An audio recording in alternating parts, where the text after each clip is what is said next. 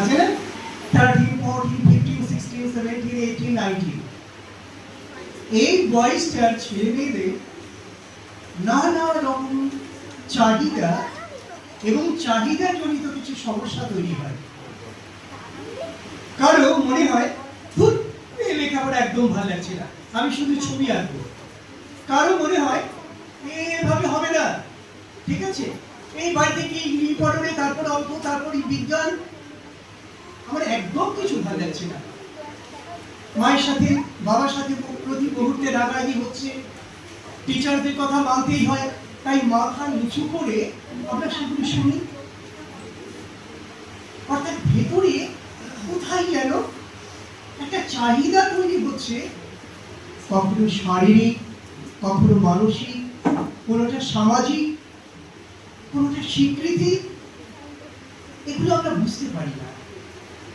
ফলে আমরা কখনো কখনো এই যে আমরা লেখাপড়া করছি, আসল উদ্দেশ্যটা কি?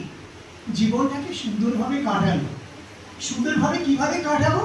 অর্থাৎ ভবিষ্যতের জন্য তৈরি হওয়া, তারপর মরে যাওয়া, এটাই কি আমাদের জীবনের উদ্দেশ্য? একটা ছাগল, একটা ভেড়া, একটা ঘোড়া, সেও তো বড় হচ্ছে, খেয়ে দিয়ে একসময় মরে যাচ্ছে। তবে মানুষ হিসেবে আমাদের তফাৎটা কোথায়? এই ভাবনাগুলো তোমাদের মনে দানা বাঁধতে পারে এবং সেই জনিত সংকট, সমস্যা,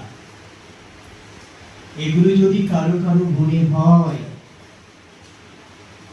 উদ্যোগী হয়েছে লায়ন্স ইন্টারন্যাশনাল ফাউন্ডেশন। তারা গোটা পৃথিবীতে এই বয়ঃসন্ধিকালের ছেলে মেয়েদের কাছে এই বইগুলো তুলে দিচ্ছে।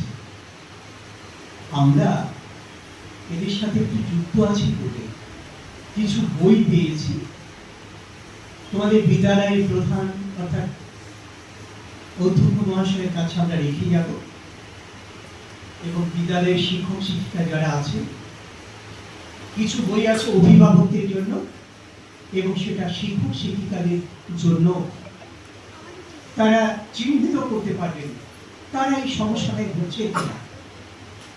তাদেরকে, তাদের হাতে, ছেলে মেয়েদের হাতে এই বইটি, আর শিক্ষক শিক্ষিকা বা অভিভাবক অভিভাবকদের হাতে এই বইটি তুলে দেওয়া হবে।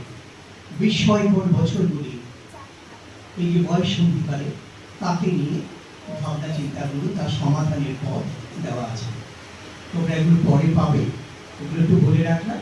তার আগে আমাদের মধ্যে উপস্থিত আছে আমাদের কোষাধ্যক্ষ বিশ্বজিৎ বিশ্ব।